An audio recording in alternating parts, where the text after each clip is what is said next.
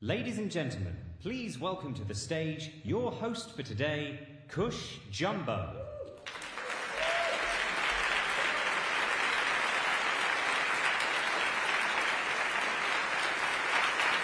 Thank you very much, ladies and gentlemen.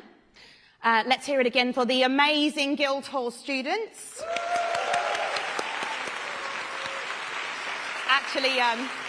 It's actually really impossible to listen to brass music without being happy, isn't it? You cannot sit there miserably and listen to brass music. A very warm welcome to the Labour Creatives Conference. Thank you to the Guildhall School of Music and Drama for hosting us in this spectacular venue and theatre. It's a very exciting day that we have for you. It's going to be packed with an agenda where we're going to be joined by so many arts leaders, practitioners and supporters of the arts. The day will feature 3 panels focusing on skills, the economy, and lastly, how the UK's cultural assets contribute to our soft power globally. Well, I've never said that in a sentence before. I love it, soft power. So, those things are so important, and so too is how important the arts and culture are for humanity and for our country. So, why am I here standing at the Labour Creatives Conference? Why are the arts important to me? Well, frankly, I wouldn't be standing here speaking to you if the arts hadn't had a massive impact on my life. I grew up in an area where I didn't have a lot economically. I grew up somewhere where I probably, if somebody had said, you'll be playing some of the greatest Shakespearean roles in the canon by the time you're 30, I would have laughed at them. And I grew up somewhere where, frankly, it was quite difficult to get through the school day without someone throwing a chair across the room. So to stand here now in front of you as someone that has played many Shakespearean roles, has an OBE from the Queen, has travelled the world, produces my own television and theatre, and is currently directing a show at Regent's Park for children who are neurodiverse. Please come and see Bear Snores On. I think that the arts have had a direct impact on how I've become not just an actor and a creative, but actually, I suppose, a productive member of society. And I know that the direct link that we have between arts and the economy. And so I do quite like, actually, that it said soft power, because I'm really sick of people talking about them as soft subjects. And I think we should stop using that term. They're not soft subjects. They do have soft power, and they do make a hell of a lot of money, and we're very, very, very good at it. So I'm very excited to be here supporting this event. So, with that being said, I'm now delighted to introduce our first speaker of the day, the principal of the Guildhall School, Professor Jonathan Vaughan.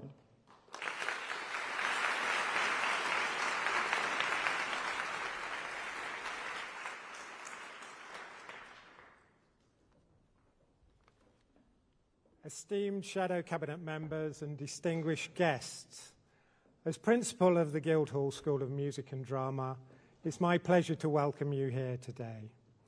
Founded nearly 150 years ago by the City of London Corporation, Guildhall School stands as a beacon of creativity and excellence. And today, the City Corporation is one of the UK's largest funders of arts, culture and heritage, managing and supporting many leading institutions, including the Barbican Centre, Museum of London, Tower Bridge, and the London Metropolitan Archives. Here at Guildhall School, we have over 1,000 students from 60 nations. We're proud to be one of the world's top 10 performing arts institutions and ranked #1 in the UK league tables from both The Guardian and the Complete University's Guide. Our innovation and research were also recognised as world-leading in the latest Research Excellence Framework. Whether in awe-inspiring performances or groundbreaking productions, the brilliance of our young artists never fails to inspire. I hope you enjoyed the performance of Guildhall Brass 22 and our string players as you arrived. Our supremely talented alumni, from Hollywood stars to Grammy winners, showcase the transformative power of artistic education. Notably, in an audacious demonstration of transferable skills, one of our former students even ascended to become leader of the Labour Party. So, Keir, it's a great pleasure to welcome you back.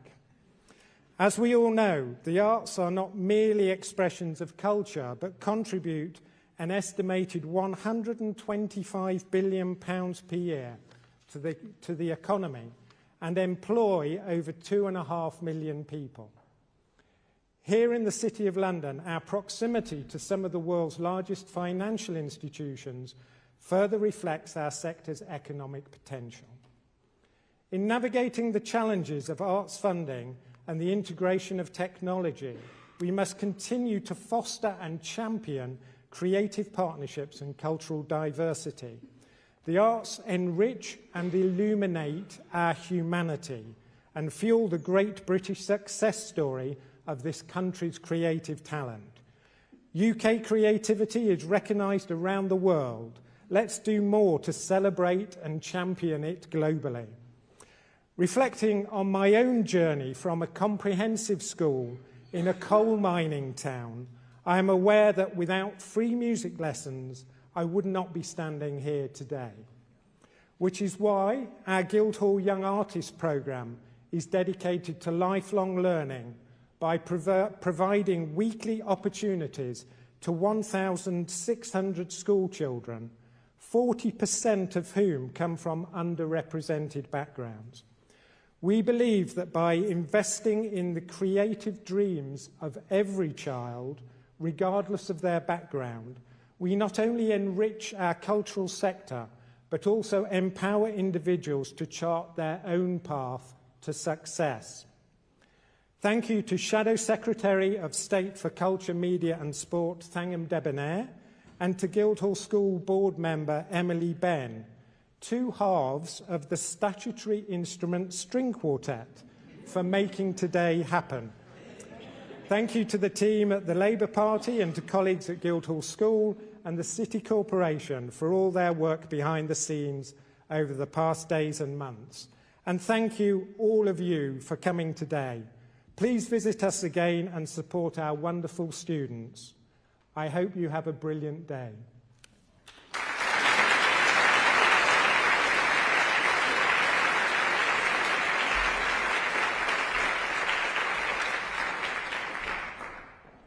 Of course, they put my chair furthest away from the lectern.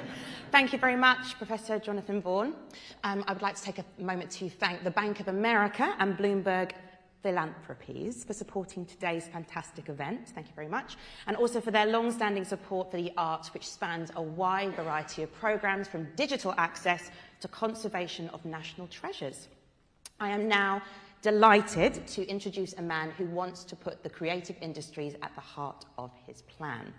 Labour leader Keir Starmer.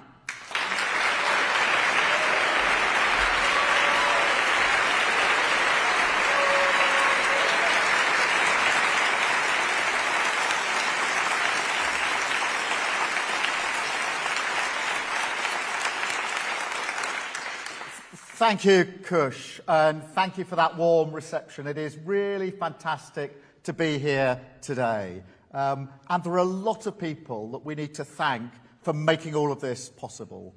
Bank of America and Bloomberg Philanthropies for their support for today's event, but more importantly, their long-standing support for the arts. And thanks to the Guildhall, of course, as well, to Jonathan and Emily, for welcoming us to this wonderful venue. It's been quite a while since I was last here. In fact, if I remember rightly, I was with long hair and flared jeans when I was last here. But for 6 years of my life, I came here every single week, every Saturday, starting when I was 11 years old. I would set off from my village of Hurst Green on the train to London, Victoria, with my flute under my arm, to spend the day here as part of the Junior Exhibitioners programme. Don't worry, I can see. I haven't got my flute with me today. I'm not going to subject you to that. But actually listening to that incredible performance just now that we just heard reminded me of the thrill of playing myself at the festival hall, because the opportunities that music gave me. My first ever trip abroad was to Malta with the Croydon Youth Philharmonic Orchestra, And so you will know that excitement you feel when you have an encounter with the arts that changes your life. Everyone in the room will know that feeling. The sense, I suppose, of being drawn into something that seems bigger than ourselves, of being truly moved by a piece of music, a painting, or a play, or losing yourself and finding something new in the space that art creates. These encounters with art and culture change us forever, and they certainly changed me forever. And when I left my little village of Hurst Green and went to the city of Leeds to go to university, I discovered a whole new world of indie bands, Orange Juice, Wedding Present, back then with a guitar that was lent by my good friend John. And even now, listening to Beethoven or Brahms as I read the Sunday papers takes the edge off some of the more uncomfortable stories. And that's the power of your industry. It is not just a nice to have. It's essential for our economic growth as well as our personal growth, who we are. 2.4 million people working in the creative industries. It's worth £125 billion, and that is growing fast. The UK is one of only 3 net exporters of music. We have the second largest art market on the planet. Only the US exports more advertising than us. And that's not the only thing. Nobody exports more books than we do. And as you can imagine, when I meet international leaders, I know I'm standing on the shoulders of our cultural reputation, our music, our films, our games, fashion, literature. What we make and produce is not only known, it's loved in every corner of the globe. And so you're not just important to Brand Britain, you are Brand Britain, attracting major investment from companies all over the world who do recognise and value British talent. I was with the CEO of Warner Brothers Discovery recently, and he was telling me about the investment that they're putting into studios in the UK and why they're doing it. And that's like making films like Wonka. Now, it's a real hit with my kids, I don't know about you. It was absolutely amazing. But at home as well as abroad, the creative industries have the power and potential for levelling up. Like nobody else, you just heard some stories this morning about levelling up. Look at the leading industries in towns and cities around the country. Gaming in Leamington Spa, Dundee and Guildford. TV production in Cardiff, Yorkshire, Salford and Leeds. Music and live entertainment in Manchester, Liverpool, Wakefield, wherever we are, frankly. Fashion in Leeds and London. Publishing in Peterborough, Oxford and Cambridge. World-class industries, all of them. And it's time we got behind them. And that's why today we're launching a sector plan to support the entire ecosystem of the creative industries, recognising them as a force for growth as well as a force for good. Because while, of course, we welcome the investment and tax reliefs announced in the budget last week, and frankly, we're proud that it was the last Labour government that introduced that tax relief in the first place, the truth is the government doesn't have a strategy for the arts. No recognition of its fundamental role in the economy, health, education, or our global standing. No plan to harness the potential of creative industries, and no ambition to safeguard its future and support the next generation. Because actually, under the Tories, we've seen a crisis in creativity in our schools. 14 years now of art subjects being diminished and devalued. GCSE enrolment in art subject is down by 47%. And it's working class kids who bear the brunt of that collapse in the arts. That's why, as Bridget Phillipson, our fantastic Shadow Secretary of State for Education, said on Monday, a Labour government would put creativity at the heart of the curriculum. Because right now, one of the measures of excellence is the Tory EBAC, an accountability measure that values Latin and ancient Greek, but not music, drama, or art. Seriously, in what world does learning to act, dance, sing, or paint count less than learning a language from more than 1,000 years ago? The ancient Romans and Greeks would actually have had quite a lot to say about that. So from day one, Labour will reform the school accountability framework to make sure that arts count.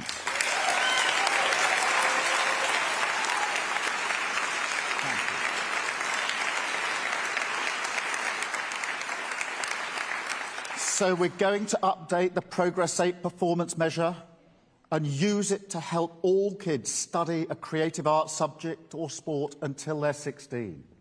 And we will review the curriculum more widely. So creativity and oracy, confident speaking, how important is that? Is woven into everything our children learn. Speaking skills are so important to disadvantaged children, a massive part of the class ceiling. It's about helping every child find their voice, learn who they are and what they believe, and tell their own story in their own way. And that's the power of art in a nutshell. Every young person must have access to music, art, design, and drama. That is our mission. Because we know that for our creative industries to flourish, every child needs to be given a chance. Now, we're lucky enough to have the Roundhouse in my constituency, and I visited the launch of the Centre for Young Creatives not long ago. And there's some people in the audience who played a central part in that, remember that event. But that was giving children across the borough and that part of London state-of-the-art equipment. And you could see their eyes light up when they saw the equipment was for them, because it sent an incredible message to them that they were valued, and they treated that equipment with the utmost respect, whatever they'd been doing before in their lives. Because talent doesn't discriminate. Opportunity does. And I'm really proud that Britain punches above its weight in award shows around the world. But on the other hand, we all know there's more to do. Only 60% of nominations for solo awards over the last 10 years were state-educated. And yet, 94% of pupils attend state schools. Think of the opportunities we're missing, the huge talent we have in this country just waiting to be unlocked. And we don't just need people on stage and screen. We need people who make things happen behind the screen, whether that's a makeup artist, in management or manufacturing, as a set designer or a sound technician. Even a lawyer can be useful in the arts. But wherever young people end up, whatever they do in life, the creative problem-solving, curiosity and confidence that I learnt here all those years ago will be invaluable. And on Monday, I was at a school in Harlow. It was a primary school, and the children played some music for us. There was about 16 of them. And I saw what I knew I would see in those children, which is all of them looking up at the teacher to see exactly when they should come in for the part they were playing, looking to either side because the other children were playing different instruments, playing a different part to make sure they understood how the team was going to work, and a real sense of responsibility that they had to play their part in a team to perform for us. Now, as you will all know, they're not just part of that performance in Harlow on Monday. They're the life skills that every employer values. Private schools sell themselves on this, and I want every child to have the same chance, to fall in love with the arts, to benefit from the skills it teaches, whatever they go on to do, and to know that it is possible to have a career that they can pursue. But, and this is important, in 2021, the government said that art subjects weren't a strategic priority. They said that they were focused on the subjects needed to build back better. But this zero-sum thinking between arts and sciences, to my mind, misses the point entirely. Because there's no building back without the arts. Arts and sciences aren't in competition. They're in collaboration, the spark of creativity that fuels every new discovery, idea and solution. You are the first brick in building back better. Look at this room. The engineering technology and scientific understanding to perfect the acoustics for that music that we heard this morning. And think of the imagination, the collaboration, and the love of music and architecture that inspired those to build this in the first place. So, to anyone who still thinks the arts are a soft subject, not a strategic priority, some sort of middle-class add-on, I say, you just don't get it. With Labour, creative skills won't be treated as a luxury, but as a necessity, because we know they're essential to our economic growth and our national identity. And that's why we have a plan. We know that the apprenticeship levy is too inflexible. That's why we'll create a growth and skills levy, so we can train the young creatives of tomorrow. And we'll create a new national body, Skills England, so people from every background and every region have the opportunities that they deserve. And we'll support technical skills too, at new technical excellence colleges, so the training available for our young people meets the needs of the creative industries. Technology and the arts working hand in hand. And of course, we'll champion our world-beating creative higher education. But all of this comes with a challenge, because in an industry dominated by freelancers and SMEs, we need to make sure that work always pays, because otherwise it becomes the preserve of the privileged. And that's bad for the industry, as well as bad for the people who work in it. So we'll level up workers' rights, crack down on late payments, end unpaid internships, and do our bit to support the arts and creative industries, to create more opportunities for working-class kids and more secure jobs in the sector. Because we want the arts to be for everyone, everywhere. And that's why we'll take art and culture across the country, working with national museums and galleries to put art where people are, in schools, in hospitals, town halls, community centres, shopping centres, as well as in local libraries and museums. And we can't let access to culture be at the mercy of ticket touts who drive up the prices. So a Labour government will cap resale prices so fans can see the acts that they love at a fair price. Art's for the people and by the people.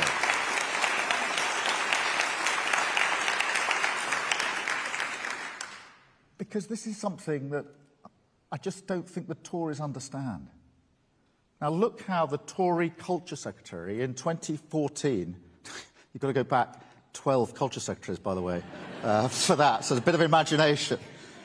But he said this, he said only the chattering middle classes and champagne socialists care about ticket prices.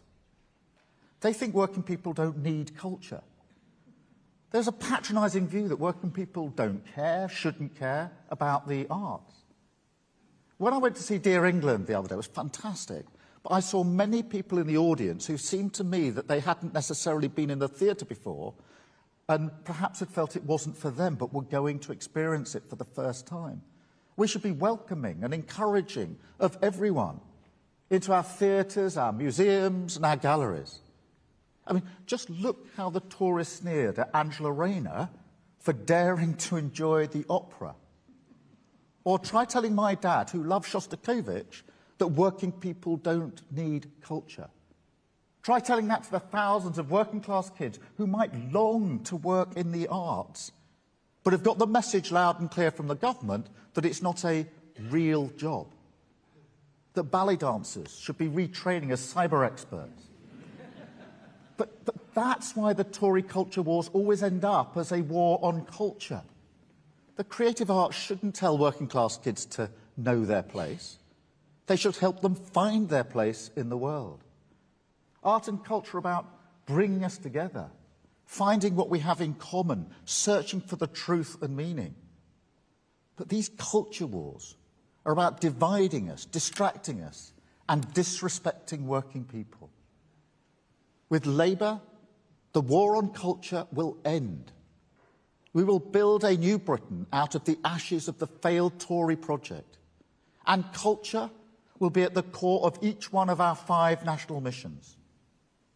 But that won't happen without all of you participating and being part of that. So we know our job is to create the conditions for you to take risks and to thrive, not to tell you what to create. Now, Labour's always understood this. From the Arts Council, when Labour put creativity at the heart of rebuilding out of the ruins of the war, to the Open University. From Jenny Lee, the First Minister for the Arts, to Chris Smith, who's here, who flung open the doors to our museums and galleries to the nation. And today, with Thangam Debonair, imagine a shadow culture secretary who cares about culture.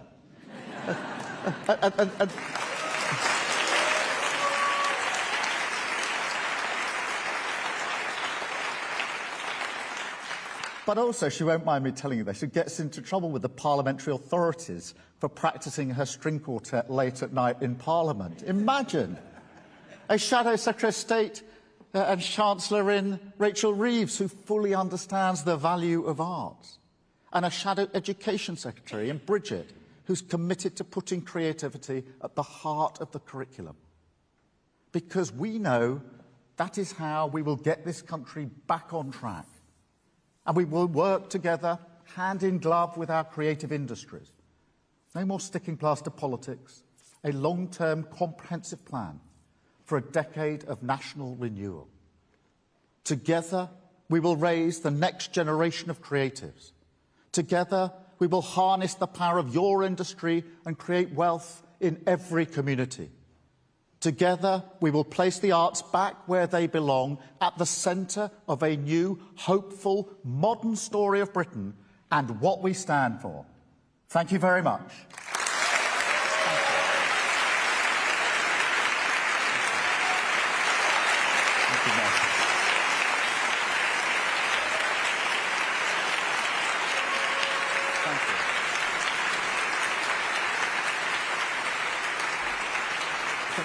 Yeah.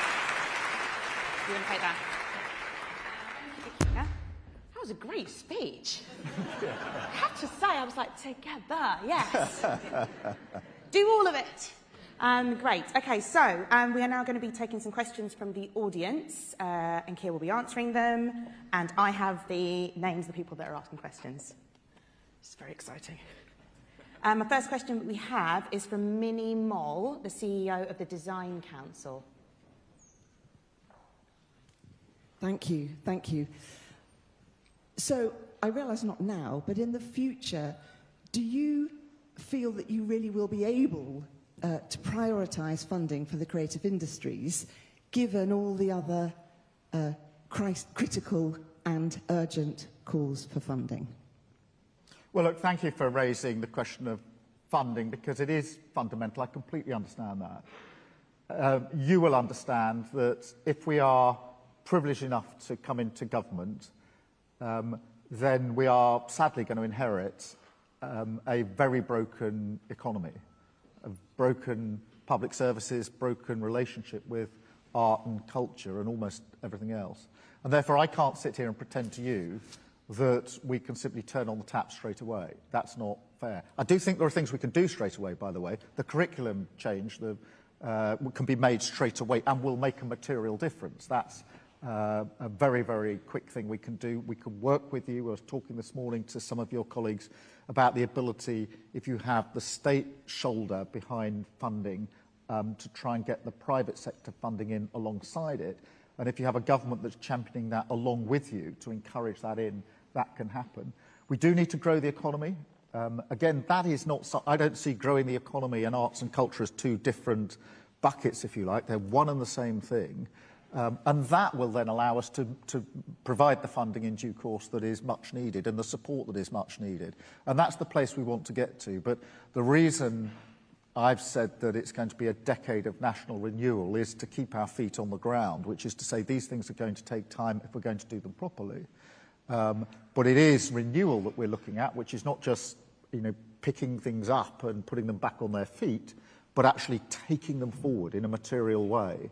And making it a national project, those things really matter. But working with you, I want to make sure we can provide that funding in the right way.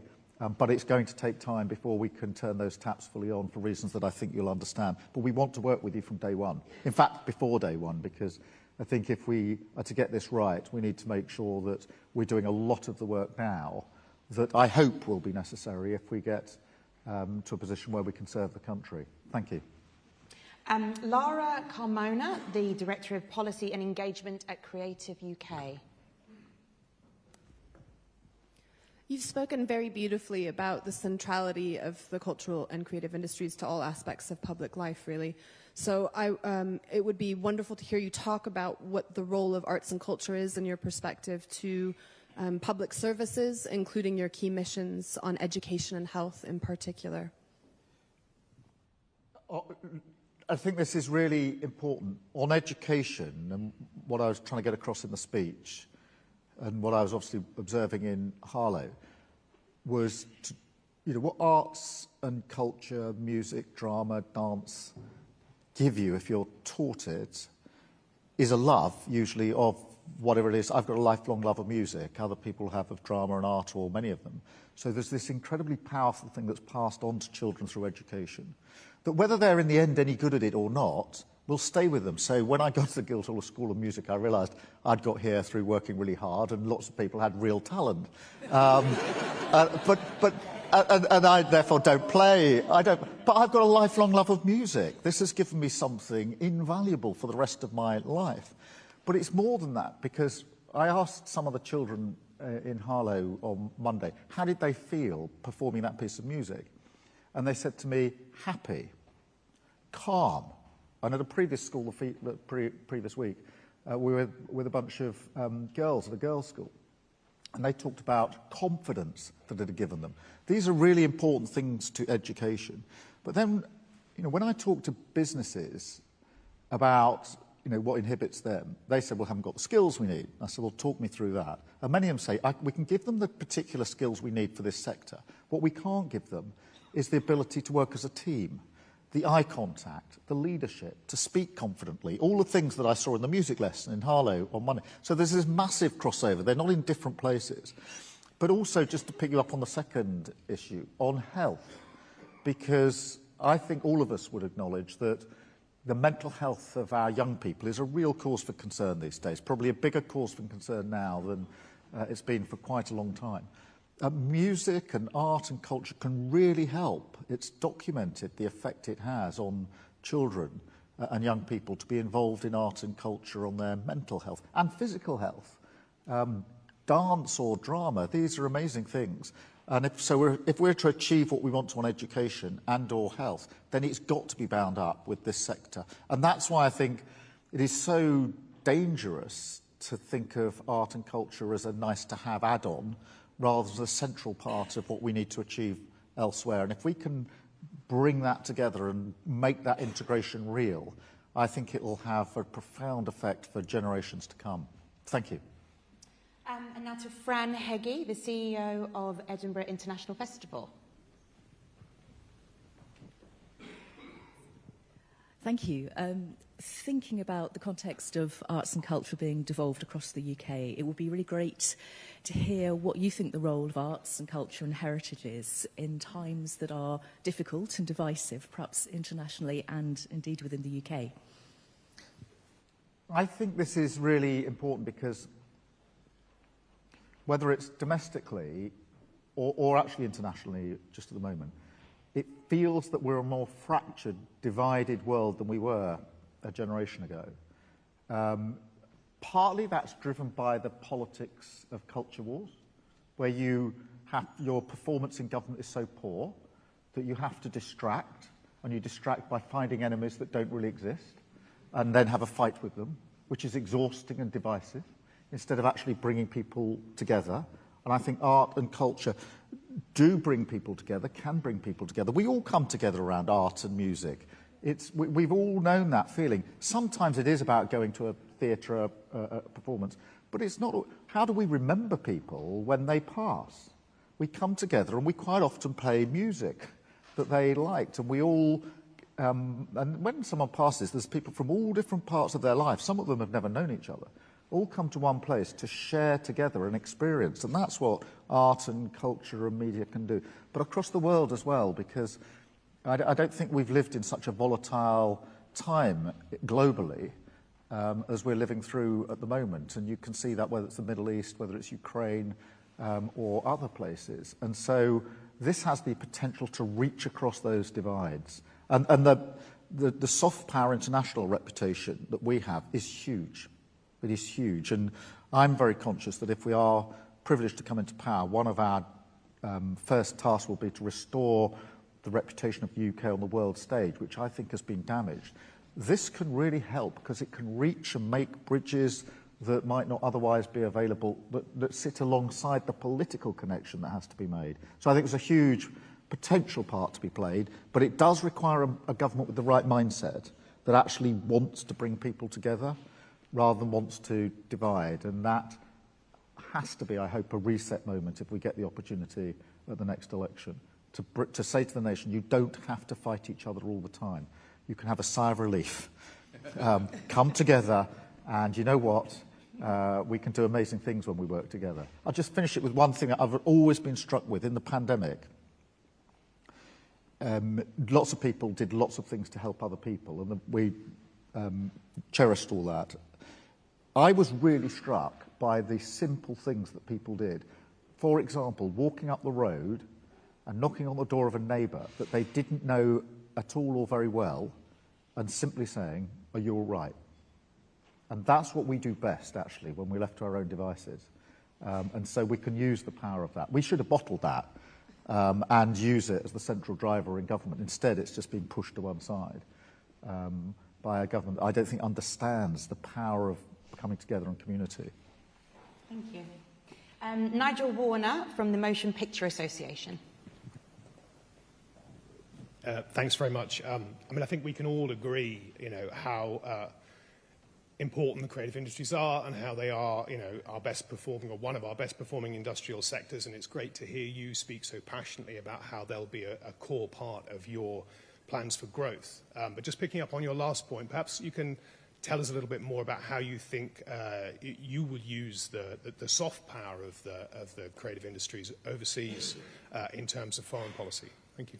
Well, I think just really picking up on the last answer, I do feel that the reputation we have internationally is diminished. Before I came into the world of politics, I was running the Crown Prosecution Service, so I was representing England and Wales in various arenas, not only here in the UK, but also abroad. And people really looked to the UK for a lead role. What would you do? What's your answer to this? You're normally pretty pragmatic and sensible, and we can get behind what you have to say. That's changed. And I think we need to turn that round again, restore our place. And that comes through the political connections we have to make, but also through drawing on the reputation that we have internationally. When it comes to art and culture, media, dance, music, you name it, books, we're brilliant. This is not just talking it up. Too many people say global this and global that and world leading. Most of the time it's useless rhetoric from useless ex-prime ministers. But actually, we are really good at this. We are absolutely brilliant across the world, and we're recognised for it. I've forgotten these statistics. Something like 75% of people who are coming to the UK as tourists are coming because of what you do. That's incredible. That isn't just they're arriving here and spending their money and enjoying their time in our country. It means the reach of what you've done has got all the way to other countries across the world. to a point where they, in deciding where do I want to go, they've decided I want to come to the UK because of the culture and the arts. And that is an incredible reputation that we should cherish and hold up rather than denigrating. It's why I feel so passionately about what we do at school. If that's going to continue, then we've got to have the next generation coming through. That won't happen if art and culture isn't counted. And if GCSE for art and culture has gone down 47%, that's terrible, by the way. That's really terrible. Those stats I gave you about state-educated kids making it through, which are challenging enough at the moment, think what they're going to look like in 10 years or 20 years if there's been a nearly 50% drop-off in arts and culture. So a huge amount of work to do. There's a little sign here saying last question. So is this the last question, or do I do the other 2 questions? Anybody know? Shall I just follow the auto cue? Okay, I'll keep going, because you're all enjoying it so much. I just like to follow instructions. I think it's probably a hint to me to stop getting shorter answers. Hit in capital letters. Yes. All right, so we have Siva Kumar, the former CEO of Screen Skills. Hi, I mentor young people, so I'm interested in what would you say to a parent who now considers arts education nice to have, that the arts are low value, or that they offer limited or no job prospects for their child, or that the jobs available are not inclusive or open to their children? I think there's 2 different things there that we need to unpack, and I'll try to do it quickly, because I think it's really important. Firstly, I would understand that being said. I think it's wrong for all the reasons I said in my speech, because it's not an add-on, it's essential quality. And I would talk them through what business says to me about what they're looking for the leaders in any sector. And so I think there we can directly address it. The second one is equally important, because it's not just the parent who says it's not a proper subject, although it is that. It's also the parent and the kid who says it's not for me. It's not for me. I couldn't do that. And I think that voice in the back of people's heads that said, this isn't for me, is a massive inhibitor. And it's a big inhibitor for working class kids. That's why getting all you into school, getting kids into what you're doing is hugely important. You can't aspire to do something you don't know anything about. And many working class kids don't know anything about it. That's why I referenced Dear England. I'm really pleased that's going on tour in Liverpool, Leeds and Manchester, because I think that a lot of kids who wouldn't otherwise go to the theatre might say, oh, that's about football, I'll go to the theatre. And I'll bet you when they get in the theatre, they think, this is really good, I might do this again. And it opens a door from them. So both of those things are really, really important. Thank you.